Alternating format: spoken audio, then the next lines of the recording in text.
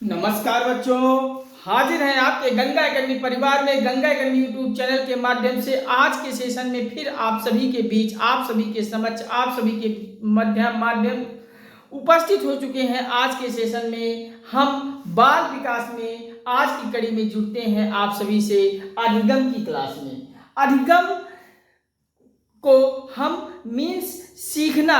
अधिगम हम जो कुछ भी सीखते हैं वो सब अधिगम के अंतर्गत आता है। इंग्लिश में अगर इसे कहें तो अधिगम यानी कि सीखना को हम लर्निंग भी कहते हैं। तो आज हम आप सभी से अधिगम के चैप्टर में, बाल विकास के टॉपिक में, अधिगम के चैप्टर में सीखना लर्निंग के टॉपिक में आप सभी से विस्तृत बातें चीतें करेंगे, विस्तृत वार्तालाप करेंगे। बस आप सभी जुड़िए हमारे गंगा एकेडमी यूट्यूब चैनल के माध्यम से। आप सब जुड़िए मेरे साथ, हम आप सभी के साथ हैं। आप सब अपने मोबाइल में, लैपटॉप में यूट्यूब को ओपन कर लीजिए और यूट्यूब को ओपन करके लिख लीजिए गंगा एकेडमी। गंगा एकेडमी जब सर्च करेंगे तो स्वामी विवेकानंद के लोगो वाला चैनल आप सभी को सब्सक्राइब कर लेना है। सब्सक्राइब करते ही बगल में घंटी भी दबा लेना है, जिससे हम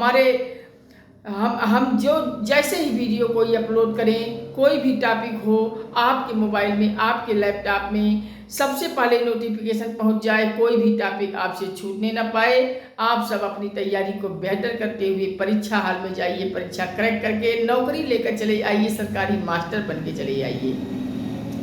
बस हमारी आप सभी से यही रिक्वेस्ट है कि चैनल को सब्सक्राइब करके लाइक, शेयर, कमेंट के माध्यम से हमें मोटिवेट करते रहें। हमारा आत्मबल, आत्मविश्वास, हौसला बढ़ाते रहिए, हमें मजबूती दीजिए, जिससे हम आप सभी के लिए हर एक विषय के, हर एक कंपटीशन के सिलेबस को आप सभी के बीच पूरा करके तैयारी को मजबूत बना सकें। तो चलिए हम ज़्यादा समय नहीं वेस्ट करते हैं, सीधे हम आप सभी के लिए टॉपिक स्टार्ट करता हूं। आज का टॉपिक है अधिगम। अधिगम यानी कि सीखना। इंग्लिश में कहें तो इसे हम लर्निंग भी कहते हैं। तो अधिगम को जान लेते हैं इसके परिभाषा से। अधिगम की परिभाषा क्या होती है, बाल विकास में अधिगम के परिभाषा को जान लेते हैं। तो चलिए अधिगम के परिभाषा को आप सब डिफिनेशन को 2 लाइन लिख लीजिए। चलिए पॉइंट बनाकर लिखिए। परिभाषा अभ्यास यानी कि प्रैक्टिस भी आप इसे लिख लीजिए। अभ्यास को इंग्लिश में कहते हैं प्रैक्टिस। प्रैक्टिस अभ्यास हुआ अनुभव।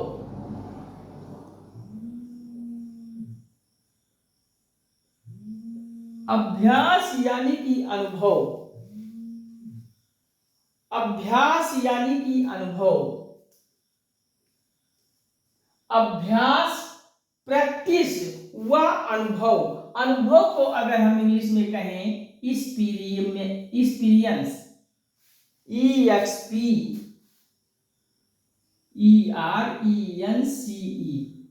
एक्सपीरियंस। अभ्यास को इंग्लिश में प्रैक्टिस कहते हैं और अनुभव को एक्सपीरियंस कहते हैं। तो अभ्यास व अनुभव के आधार पर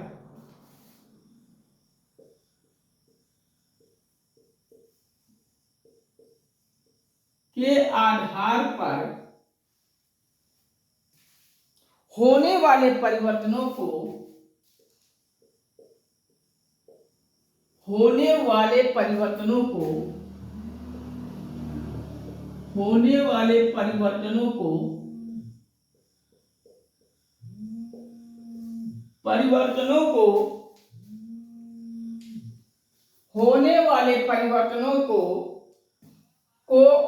को ही अधिगम कहते हैं।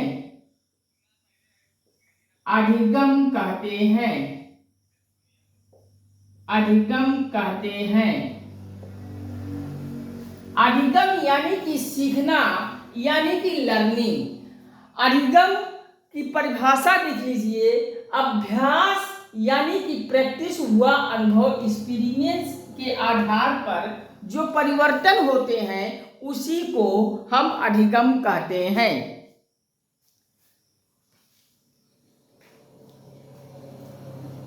हेलो, अभी हम क्लास में हैं, बाद में बात करेंगे। हाँ चलिए, अभ्यास व प्रैक्टिस व अनुभव, एक्सपीरियंस के आधार पर जो बाल विकास में परिवर्तन होते हैं, हमारे आप में परिवर्तन होते हैं, अभ्यास व अनुभव के आधार पर बस उसी को अधिगम कहते हैं, सीखना कहते हैं, लर्निंग कहते हैं। अगली पॉइंट में एक पॉइंट और इसी में लिख लीजिए, जो समायोजन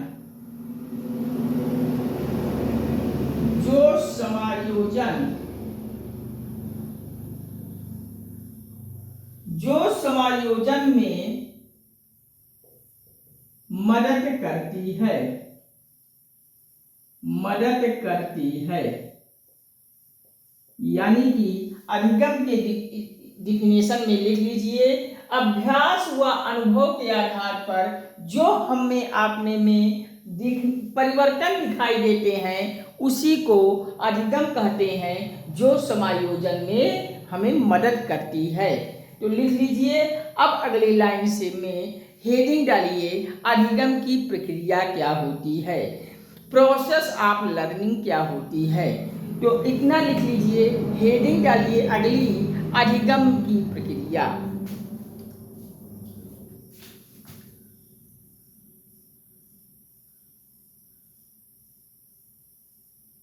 अधिगम की प्रक्रिया,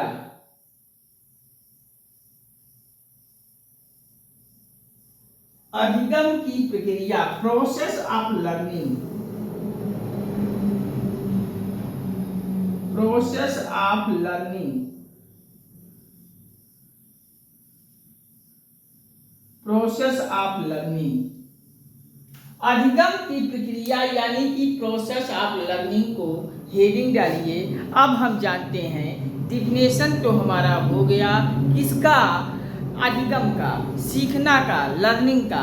मैंने डिफिनेशन आपको बताया, अभ्यास व अनुभव के आधार पर जो परिवर्तन दिखाई देते हैं उसी को अधिगम कहते हैं, जो समायोजन में हमें मदद करती है। अब हम सीखते हैं अधिगम में अधिगम की प्रक्रिया कौन कौन सी होती है, अधिगम की प्रक्रिया यानी कि प्रोसेस ऑफ लर्निंग। तो चलिए, अधिगम की प्रक्रिया में आप पॉइंट बनाकर लिखिए।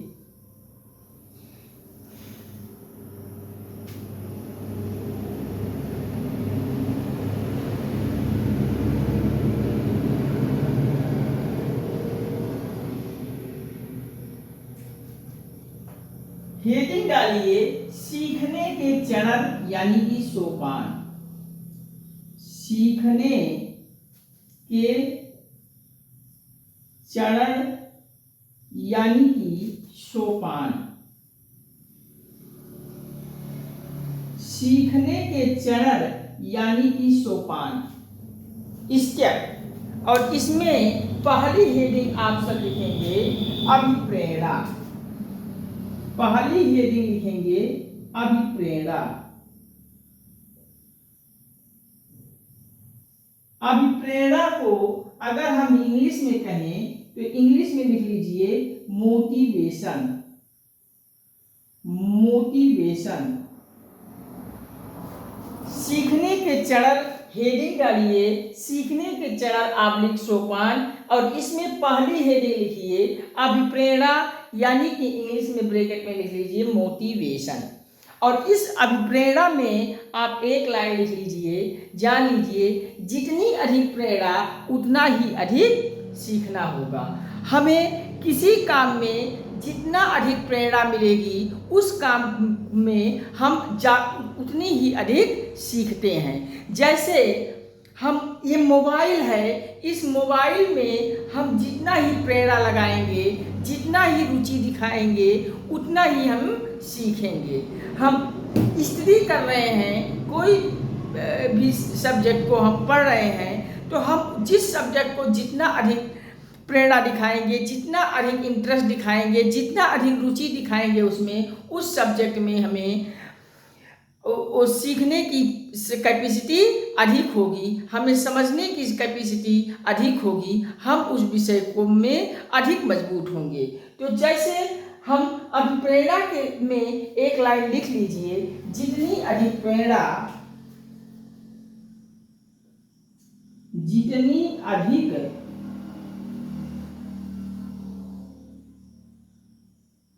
प्रेरणा, जितनी अधिक प्रेरणा उतना ही अधिक, जितना अधिक प्रेरणा उतना ही अधिक बच्चा इस पर सीखता है।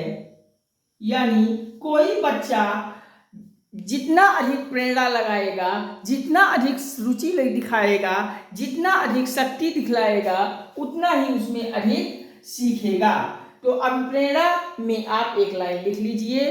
अब अगला लिखेंगे, सीखने के चरण में अगला चरण देखेंगे। तो अगला चरण हेडिंग डालिए उद्देश्य, अगली हेडिंग डालिए उद्देश्य। उद्देश्य, अब उद्देश्य क्या है? बच्चा उद्देश्य में क्या दिखलाएगा? तो उद्देश्य में लिख लीजिए, उद्देश्य क्लियर हो जाने पे बच्चे का जो उद्देश्य है, हमारा उद्देश्य है यूपी टेट क्वालिफाई करके एक प्राइमरी की सीट को ले लेना।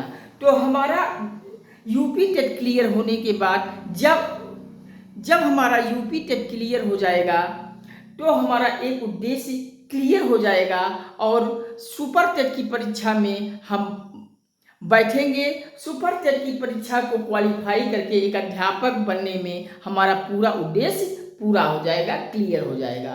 तो कोई भी आपका उद्देश्य को क्लियर हो जाने पर उसके व्यवहार में भी स्पष्टता हो जाती है। तो लिख लीजिए यही, उद्देश्य क्लियर हो जाने पर, उद्देश्य क्लियर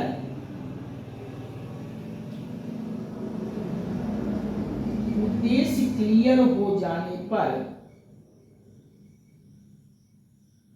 उद्देश्य क्लियर हो जाने पर उसके व्यवहार की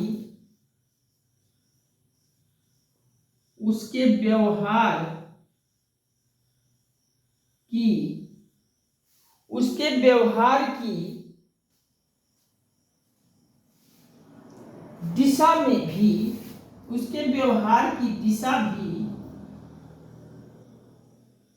स्पष्ट हो जाती है,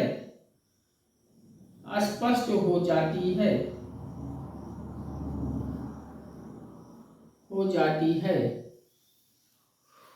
दूसरा हेडिंग डालेंगे उद्देश्य। जब उद्देश्य क्लियर हो जाता है बच्चे का, तो उस बच्चे का के व्यवहार की दिशा भी कैसी हो जाती है? स्पष्ट हो जाती है। तो चलिए इतना आप सब लिख लीजिए, फिर हम इरेज करते हैं और इसके आगे की जानकारी पर अगले सोपान पर फिर हम चर्चा करेंगे।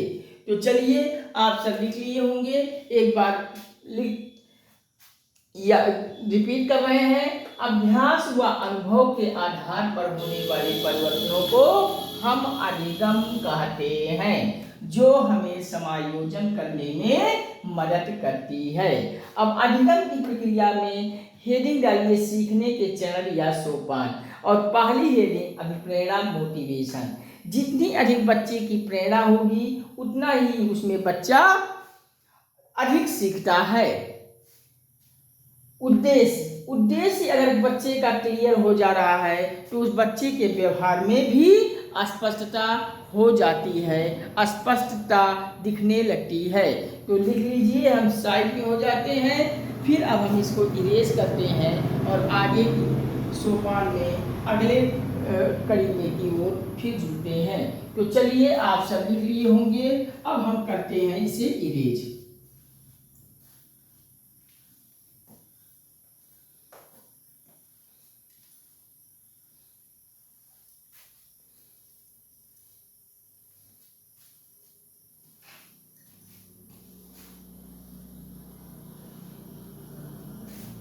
तो चलिए अगला लिखिए, अभिप्रेरणा हो गया, उद्देश्य हो गया, तो थर्ड नंबर का सोपान बाधा आता है। तो बाधा क्या होता है, तो थर्ड नंबर में आप लिख लीजिए बाधा, हेडिंग डालिए बाधा। बाधा मीन्स रुकावट, बैरियर, इंग्लिश में कहें तो बैरियर। अब बच्चे में बाधा कहाँ उत्पन्न होती है, बैरियर कहाँ लगता है, रुकावटें कहाँ होती आती हैं, तो इस पर भी हम फोकस कर लेते हैं। बाधा होना अधिगम के लिए बहुत जरूरी होता है, बाधा भी होना अधिगम के लिए बहुत जरूरी होती है। तो इसमें बाधा में लिख लीजिए बाधा होना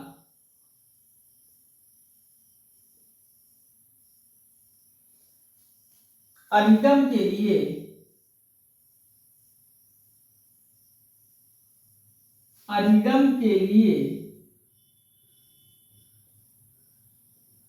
बहुत जरूरी होती है, बहुत जरूरी है।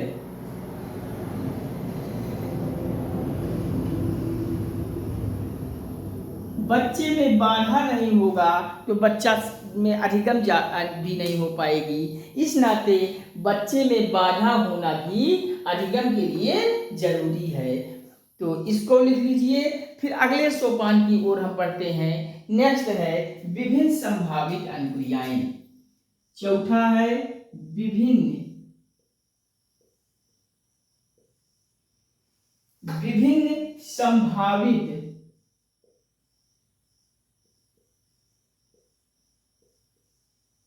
विभिन्न संभावित अनुक्रियाएं।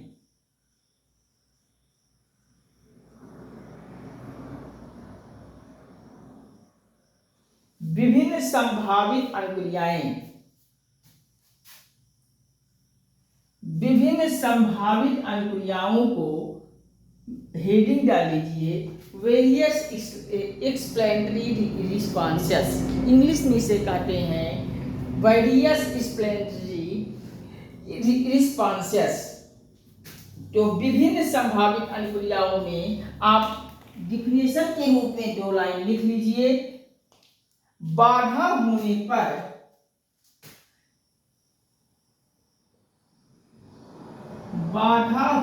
पर उद्देश्य, बाधा होने पर उद्देश्य को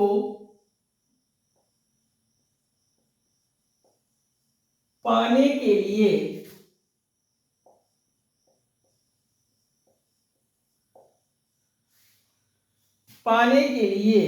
व्यक्ति कई अनुक्रियाएं करता है। कई अनुक्रियाएं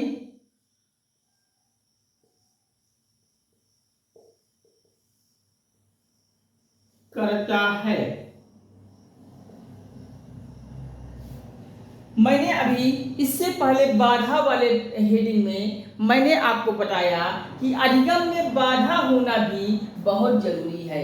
क्यों जरूरी है कि बच्चे में अगर बाधा नहीं होंगी, रुकावटें नहीं होंगी, बैरियर नहीं होगा तो बच्चा उद्देश्य को पाने के लिए अनुक्रियाएं नहीं करेगा।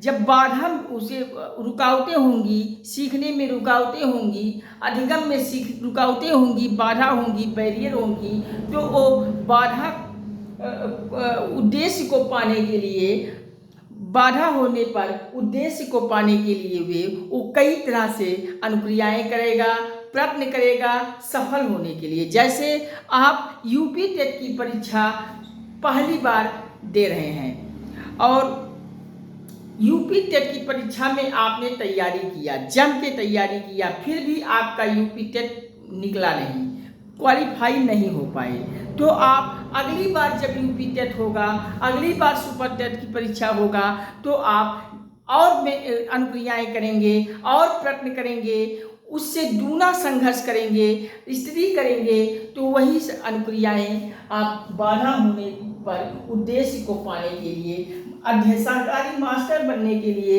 यूपी टेट क्वालिफाई होने के लिए आप कई अनुक्रियाएं करेंगे।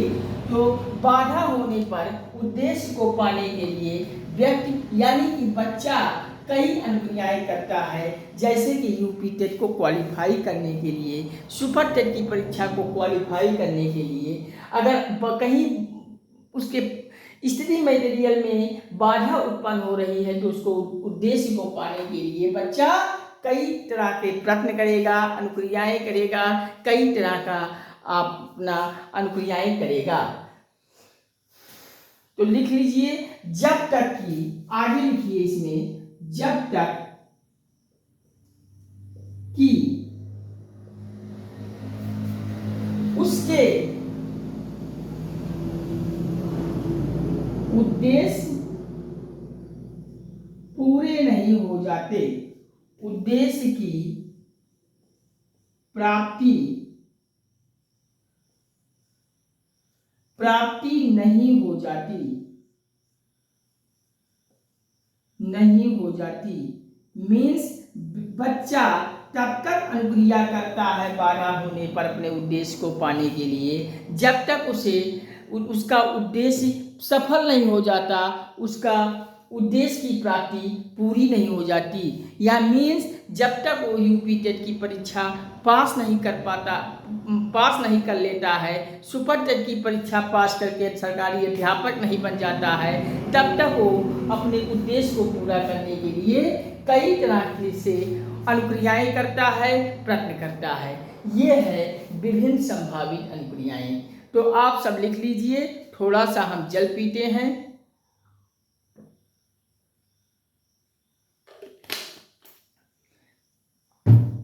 ये सब विभिन्न संभावित अनुक्रियाएं में आप लिख लीजिए, बाधा होने पर, मैंने यहाँ बाधा जो बताया कि बाधा होना अधिगम के लिए जरूरी है।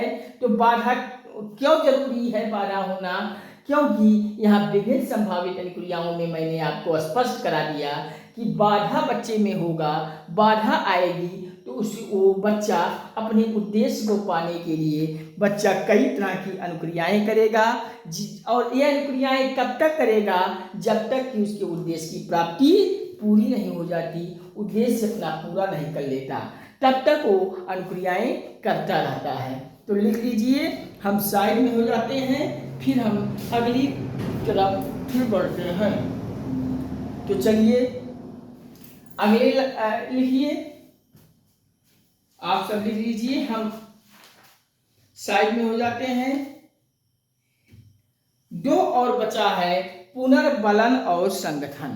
तो इस पर भी हम समझ लेते हैं पुनर्बलन क्या है और संगठन क्या है। तो 5 नंबर हेडिंग डालिए, पुनर्बलन।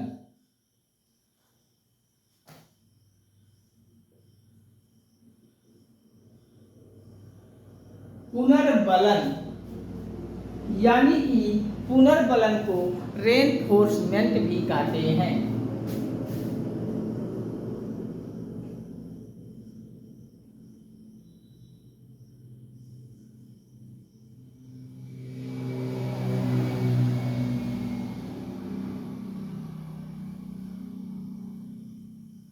रेनफोर्समेंट भी कहते हैं पुनर्बलन को।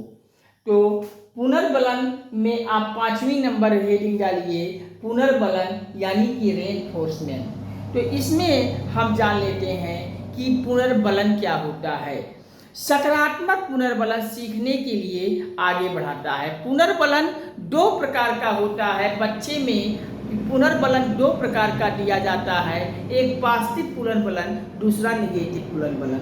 जैसे क्लास में आप बच्चे को पढ़ा रहे हैं तो आप उसके प्रशंसा के लिए आप जो पुनर्बलन दोगे वो सकारात्मक पुनर्बलन होगा, और उसे डांटोगे, उसे दंडात्मक कार्यवाही के रूप में आप जो पुनर्बलन देते हो तो वो दंडात्मक पुनर्बलन नकारात्मक पुनर्बलन के अंतर्गत आता है। बाल विकास में दंडात्मक पुनर्बलन पर मना किया गया है। दंडात्मक पुनर्बलन में को आपको नहीं करना है।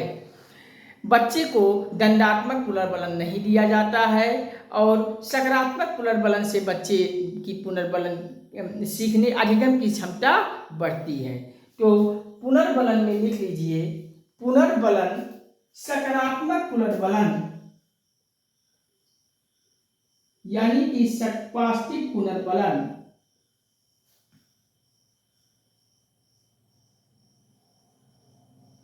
सकारात्मक पुनर्बलन सीखने बच्चे में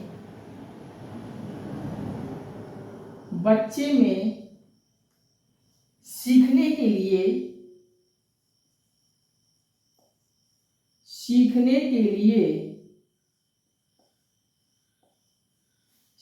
के लिए आगे बढ़ता है।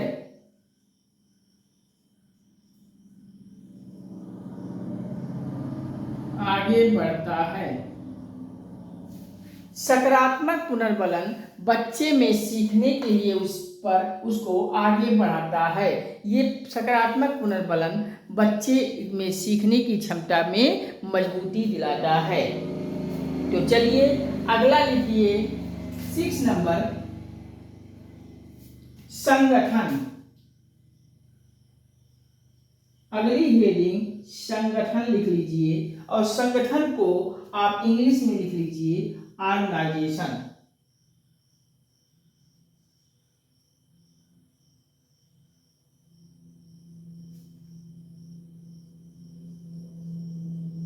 ऑर्गेनाइजेशन, अगर ऑर्गेनाइजेशन की स्पेलिंग हम बोल दें आप सभी को तो ORGANIESATION। संगठन में आप सब समझ लीजिए, पहले हम पुराने अनुभवों के साथ जो नए अनुभव को जोड़ता है वही हमारा संगठन कहलाता है। तो लिख लीजिए पुराने अनुभव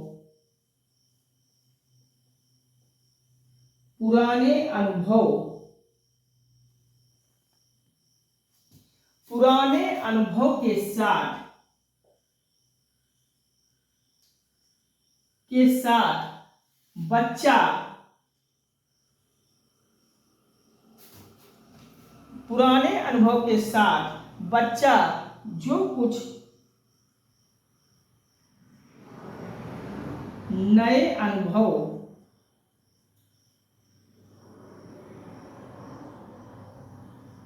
को जोड़ता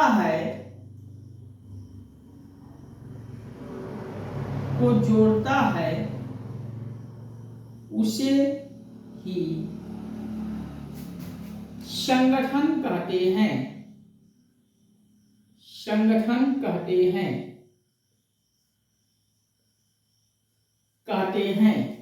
संगठन यानी कि ऑर्गेनाइजेशन, पुराने अनुभव के साथ बच्चा जो कुछ नए अनुभव को जोड़ता है उसे हम संगठन यानी कि ऑर्गेनाइजेशन कहते हैं।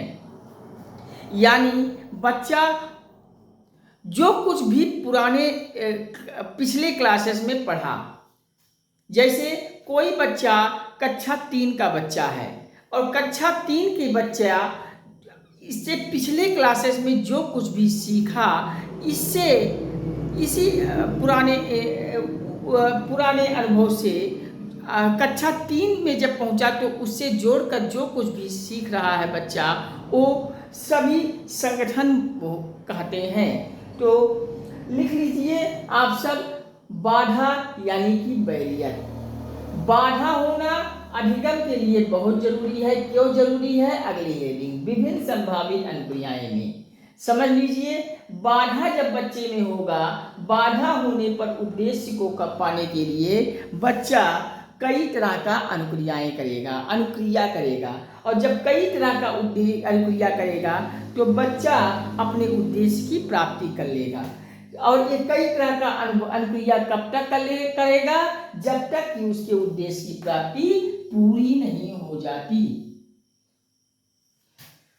अगली हेडिंग डालिए पुनर्बलन, रेनफोर्समेंट में आपको मैंने बताया पुनर्बलन 2 प्रकार की होती है, नकारात्मक पुनर्बलन, सकारात्मक पुनर्बलन। नकारात्मक पुनर्बलन दिया नहीं जाता। परीक्षा में अगर कोई नकारात्मक पुनर्बलन का ऑप्शन है तो उसको चूज नहीं करना है, सकारात्मक पुनर्बलन के ऑप्शन को चूज करना है। जैसे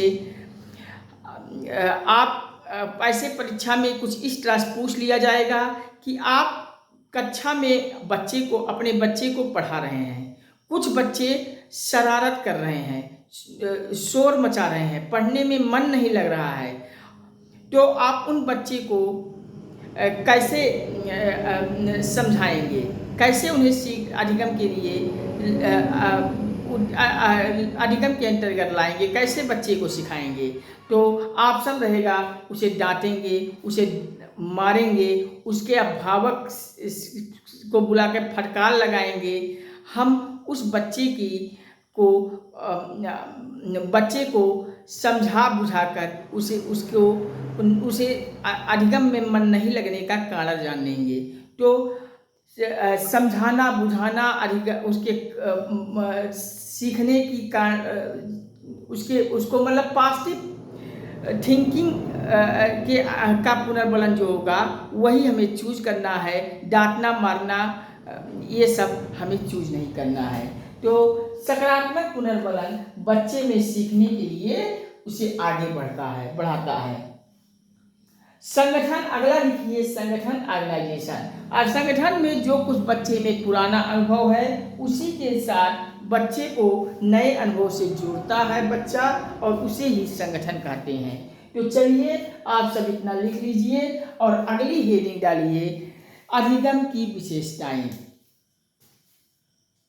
अगली हेडिंग डालिए, अधिगम की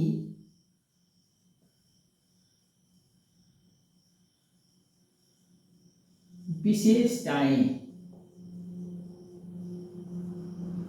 अगली हेडिंग डालिए, अधिगम की विशेषताएं। हम साइड में हो जाते हैं, आप सब लिख लीजिए जिससे कहीं लिखने में कोई प्रॉब्लम ना आने पाए। तो चलिए आप सब लिख लिए होंगे। अब अगला टॉपिक है अधिगम की विशेषताएं। आप सब हेडिंग डाल लीजिए और अधिगम की विशेषताएं पर हम चर्चा करेंगे, वार्तालाप करेंगे आप सभी से अगले सेशन में। चूँकि वीडियो हम बहुत लंबा नहीं बनाते हैं जिससे आप सभी को कहीं भी बोरिंग ना होना पड़े। वीडियो को इंटरेस्टेड तरीके से कम समयों में आप सब देखेंगे तो रुचि लगेगा, इंटरेस्ट बढ़ेगा। तो चलिए आज के सेशन को हम यहीं पे विराम देते हैं।